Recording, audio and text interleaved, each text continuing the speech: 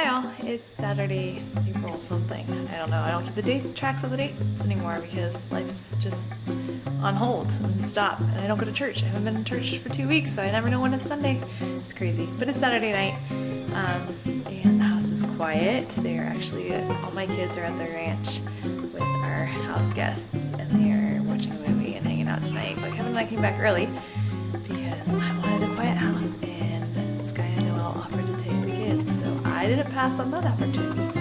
But I did want to take the opportunity today just to tell you that I just want to tell you what's up. This last month has been a good month. We've just been trucking along on school, and we've also been able to get a couple things for our house, which have been really huge. And so there's been things we've been praying for you that God would provide, and God has totally provided. So I'm going to sneak in the guest room. Sky and Noel aren't here right now, but their house, they're living in here, so it's not beautiful. But I wanted to show you what God provided for us. He provided a bed. This was free. Someone was getting ready to move and they had a free queen bed. And so we totally took it, and the bed frame and the mattress and everything. Then he also provided for us air purifiers. Each of the bedrooms now have an air purifier, which is great because the quality of air is terrible. And then someone was getting rid of bunk beds. So we bought a bunk bed for our guest room right there. And then we have an additional bunk bed in the room that has no AC right now. We've got to work on that because no one's gonna want to sleep there until we get it work done. But see, this is over here. Let me show you. This is the bunk bed in our storage room. So it's got some work before this room is usable. What we really need to get is shelves. We just haven't been able to find good quality ones for a good price. All furniture here is really expensive, so we just haven't made that purchase yet.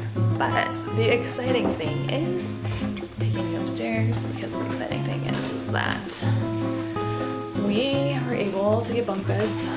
Oh, it's dark in here. Sorry. We were able to get bunk beds for the kids' room. So, it's like huge. God provided, we got 4 bunk beds. 2 of them came in here, so the girls are actually sleeping on this side. We were gonna make a quad bed, but with the kids getting older, it just made more sense to get bunk beds. There's plenty of head space. Audrey can like sit up in her bed. It's good. These are super sturdy wood beds. So, excited. And then we had one of the FBR people was getting rid of a fan, so we got that for free too. So we can put that on at night to be a little bit cooler. So I feel like it's kind of becoming a little more like home here. It's been a long time coming. These guys have been sleeping on the floor since August. Well, we moved in the house in October, so they've been sleeping on the floor here since October. But God is good, and He's providing, and I just wanted to tell you that and tell you thanks for praying for us and loving on us.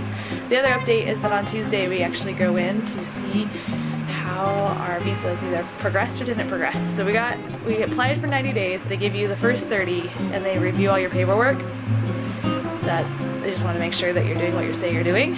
And so then after 30 days you check in, and they will either approve you for the next 60 or they deny you and say you cannot have that visa anymore. So we go in on Tuesday to find that out. So you can be praying for us as we go on Tuesday morning to see how our visa works out. If we get approved for this next 90 days, that takes us to June. And then in June we get to, well, if we get approved this week, we'll go in and submit paperwork for a 6-month visa, but we'll apply for it in June. It's quite a process here in Thailand to do visas, but we're slowly making our way. Kevin has actually been here all 30 days this last time, so that's really nice. It's been fun having him here. We are just enjoying family life. As far as FBR goes, a lot of the things are on hold. You can't cross borders, you can't do anything, so mission's kind of at a standstill. Everyone is here in town and we're hanging out a lot. And as far as COVID-19 goes, like there's more and more precautions. They're like asking everyone to wear face masks, but that's an Asian thing anyway, so most people are wearing face masks here. When you go to the grocery store, they check your body temperature, scan your forehead, and then they also give you lots of hand sanitizer, and they're constantly like spraying down the carts. And I guess there's been some stores where you actually go through like a sanitizing spray as you walk in. I haven't been there yet to check that one out, but I've been told about it. Most people are staying home. The food places are still open, And so it's actually really nice to drive in Chiang Mai right now because the traffic is really light, so that's kind of nice.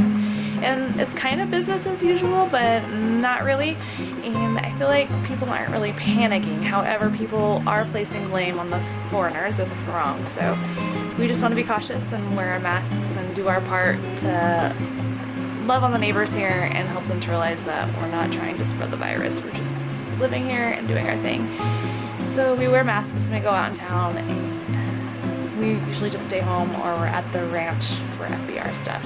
So at the ranch, they've been doing things like making charcoal for water filtration systems, been washing rocks and purifying things, and just doing little projects. It's a lot of that, and then some training things. Yesterday, the kids and I got to go and do like a land navigation course. So I actually learned how to use a compass, which was really cool because I took a class in college, but I kind of cheated my way through it. It was just a one-day course, and then they stuck us on the orienteering thing, and that was really hard. But I was with 2 military guys that made me pass really quick, so I didn't have to really know what I needed to know, and I kind of sailed through that course. But this time I actually learned it, and it was fun. I learned how many paces is my 100 meters, and I don't know, looked at the compass and did that many degrees and walked so many paces to find the next point, and I was successful most of the time. Sometimes it was a scavenger hunt to find the next point when I thought I was in the vicinity. But it was a learning opportunity, and it was really cool. Skills that I want to have. So all the kids, Titus and Up, kind of understood it and did it. The older ones did really well. Titus and Josiah struggled a little bit, but they got it. The younger ones were not having it. But we made them do one round with us. They were my Rui, and Faith stayed with me, and they were my step counters. So when I stopped to like check to make sure I was on course, I'd be like, remember, we're on pace 40 right now. Don't forget that number. And they did a great job remembering the number and then remembering the degrees we were supposed to be walking. So it was kind of a fun family day. And like today they did car training, like learning how to drive and trucks and convoys and stuff and all those kind of things. So just brushing up on skills, and they also are trying to get ready just in case COVID hits hard here in Chiang Mai. They want to be able to step in and help out however they can. So that's another thing that they're preparing and getting ready for. But that's been our ministry. Most of our other stuff is shut down. Kevin's still doing house church. I'm still doing Bible study right now.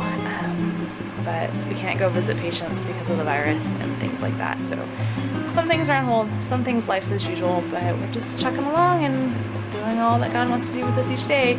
It's hot here, really, really hot, like hundreds every day. So we love hiding in our bedrooms with the AC and hanging out at the end of the night and showering and feeling good for a few minutes before you go to bed. That's nice.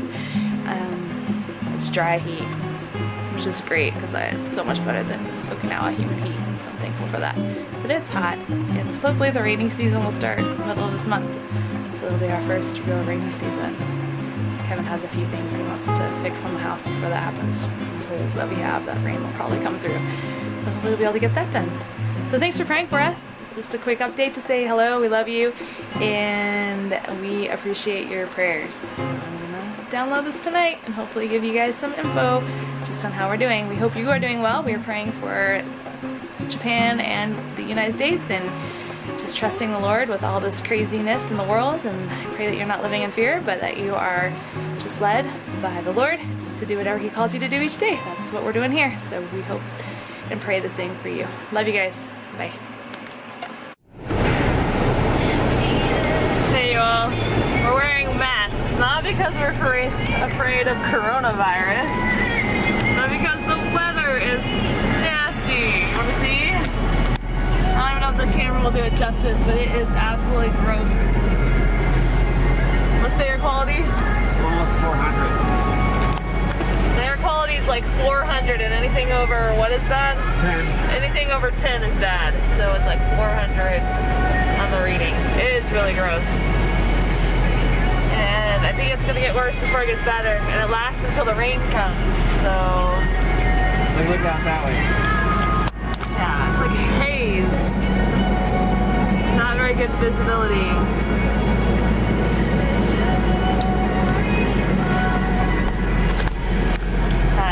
This is what we were warned about being in Thailand. Is the you can just go up here too. We were warned about, what do they call this season? Burning season. Yeah. It's bad. It It's bad. For a while I was like, it's not so bad, it's not so bad, but the last 2 days have been really, really bad. It's really gross. So, the joys of living in Thailand right here. Like the typical Asian with our mask on. And it's not even fear of getting sick. It's fear of keeping our lungs healthy.